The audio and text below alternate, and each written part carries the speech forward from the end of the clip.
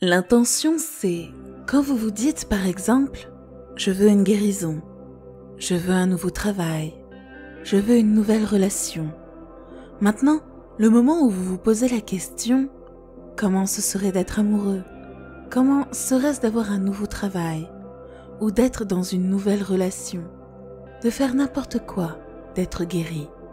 Au moment où vous vous posez la question, la partie de votre cerveau appelée le lobe frontal est activée.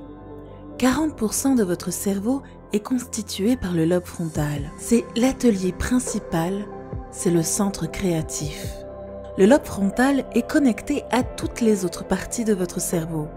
Au moment où vous vous posez une question ouverte, il spécule une possibilité.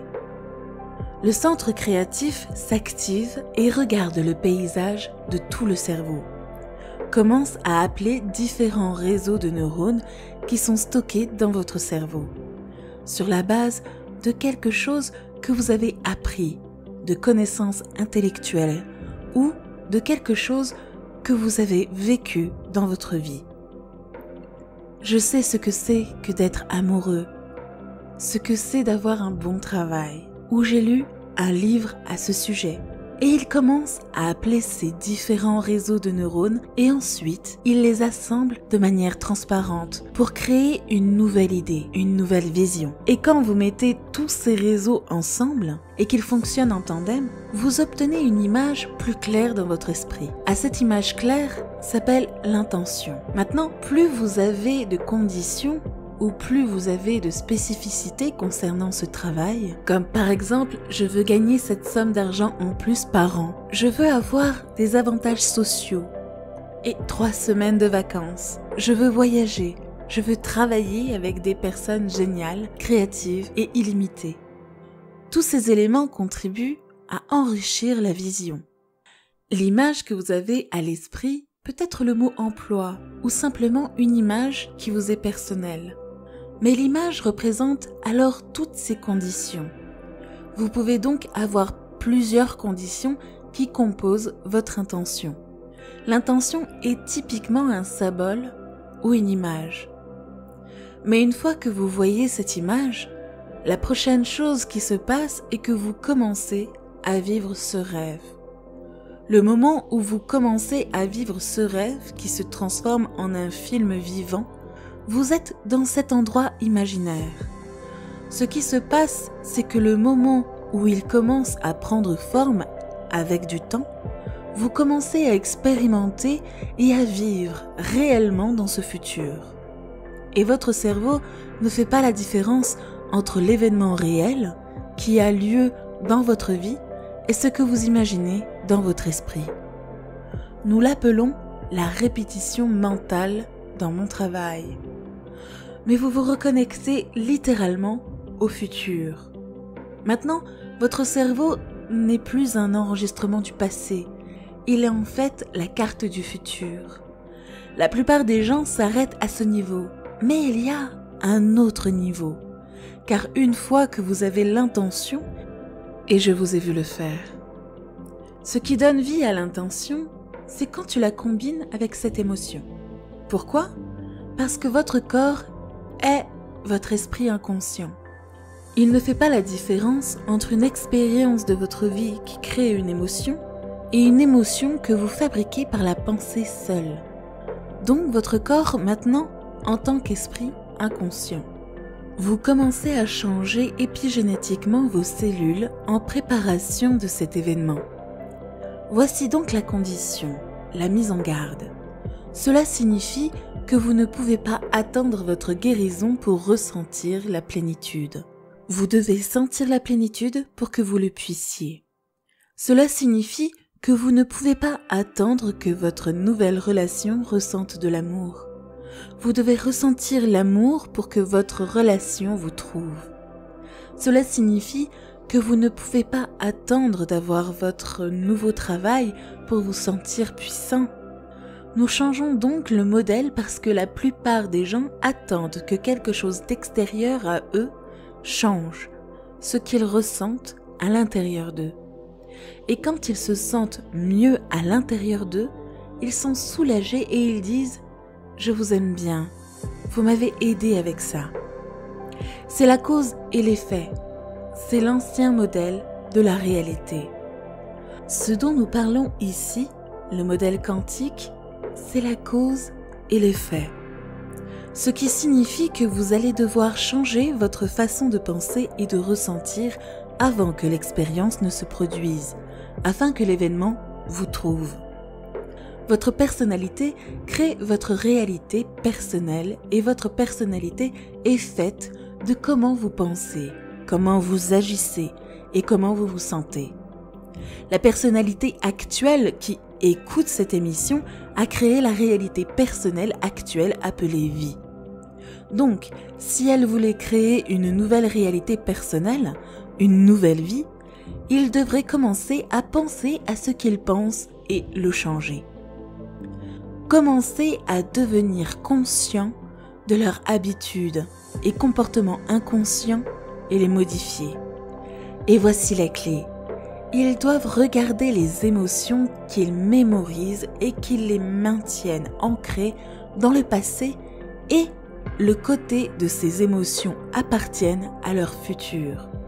Donc la plupart des gens essayent de créer une nouvelle réalité personnelle avec la même personnalité. Ça ne marche pas. En d'autres termes, une personne riche ne ressent pas le manque. Vous ne pouvez pas amener le manque dans votre avenir. Vous savez, une personne malade ne ressent pas le désespoir. Elle se sent sans abri. Et donc, en s'identifiant au futur au lieu de votre réalité passée et présente. C'est une conversation très facile à avoir. Mais le faire requiert une quantité énorme de conscience. La conscience signifie que vous devez rester conscient et faire attention à qui vous êtes tout le temps. Et vous ne pouvez laisser aucune pensée vivre à côté de votre conscience. Cela va vous faire revenir à l'ancien moi. Vous ne pouvez pas commencer à réagir émotionnellement. Les gens et les choses dans votre vie vous font vous sentir comme l'ancien moi. Vous ne pouvez pas parler, vous plaindre, blâmer, faire des excuses ou revenir à vos vieilles habitudes et espérer que votre avenir se présente. Et espérer que votre futur apparaisse. Vous devez maintenir cet état pendant un certain temps pour que votre corps s'y habitue. Parce que le corps et le cerveau sont dans le passé. Il faut une certaine quantité de répétition, une certaine quantité de conscience, une certaine quantité de volonté pour finalement y arriver. Et je suis heureux de dire que c'est possible. Eh bien, numéro 1, remplissez votre cerveau de connaissances. Éteignez la télé, asseyez-vous et lisez un livre ou regardez une vidéo qui va vous inspirer. La connaissance est le précurseur de l'expérience. Plus vous avez de connaissances, plus vous êtes préparé pour l'événement. Et quand vous commencez à perdre le fil de votre vision, c'est parce que plus que probablement, vous vous sentez émotif. Vous et moi sommes un travail en cours. Et si nous ne changeons pas notre cerveau et notre corps d'une manière ou d'une autre pour le préparer à l'avenir, nous serons très prévisibles le reste de la journée. Une question simple. Un jour, une vie. Quelle est la meilleure expression de moi-même que je puisse être aujourd'hui? Comment une grande personne penserait-elle? Comment est-elle? Et comment se sentirait-elle? Puis-je apprendre à mon corps, émotionnellement, comment cette future personne va se sentir maintenant? Vous faites le deal avec vous-même, que vous n'allez pas vous lever de vos méditations, jusqu'à ce que vous vous sentiez différent. Si vous vous levez et maintenez cet état modifié de l'esprit et du corps, votre journée entière, indépendamment de toute personne, de toute chose ou expérience dans votre vie, indépendamment de toute dépendance émotionnelle ou habitude dans votre corps et indépendamment du temps. Et vous pouvez vous préparer parce que quelque chose d'inhabituel va se produire dans votre vie. C'est la loi. Et donc, quand des synchronicités et des sérendipités commencent à se produire dans votre vie, des événements inattendus comme des ballons qui apparaissent aux fenêtres pour vous rappeler que le divin est présent, c'est un indicateur que vous êtes littéralement maintenant dans une danse entre ce monde, entre votre conscience de libre arbitre et cette conscience qui contrôle tout cela. Et quand votre conscience fusionne chaque jour avec cette conscience, pourquoi ne pas être assez audacieux pour dire au Créateur « Hé, toi Créateur, j'ai pris du temps dans ma journée chargée pour t'imiter. Je suis le fils et la fille de Dieu. Je t'imite en tant que Créateur, mais voici le deal, le marché. J'ai besoin d'un signe de ta part pour savoir que tu es réel. Quand cela commence à se produire, vous voulez écrire votre base. Vous êtes moins enclin à juger votre collègue. Vous êtes moins enclin à vous mettre en colère dans les embouteillages. Et quand le mystique commence à télécharger des données dans votre cerveau et que vous commencez à avoir des expériences vraiment profondes, il n'y a qu'une seule chose que vous voulez faire, c'est donner. Et alors, est-ce que cela vaut la peine? Je pense que oui. Nous savons maintenant que lorsque vous analysez votre vie dans le cadre d'une émotion qui vous tracasse, vous aggravez votre cerveau à chaque fois, car ce sont ces mêmes émotions qui poussent votre cerveau à aller plus loin, dans des états plus élevés et plus excités. Et puisque l'émotion est un enregistrement du passé, la personne pense essentiellement dans le passé. Elle ne peut pas résoudre le problème du passé et quand elle dépasse cette émotion, c'est là qu'elle commence à voir la réponse qu'elle cherchait pour elle-même. Nous savons aussi que lorsque les gens vivent avec leur attention sur les choses, les objets et les gens, qu'ils vivent avec les hormones du stress, qu'ils sont obsédés par le temps et par leur corps, ils ont très peu d'effets ou de changements dans leur cerveau. Nous savons aussi que lorsqu'une personne arrive à l'endroit où il n'y a plus de corps, plus personne, plus rien, plus de temps, c'est le moment où elle est littéralement en pure conscience. La conscience est ce qui change le cerveau. Le cerveau ne change jamais le cerveau. Le programme ne change jamais le programme. La personnalité ne change jamais la personnalité. L'ego ne change jamais l'ego. La matière ne change jamais la matière. C'est seulement quand une personne devient une pure conscience.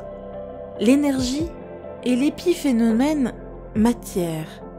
Et donc, quand les gens atteignent cet état élégant où ils se déconnectent de leur corps, c'est là qu'ils peuvent tuer leur corps.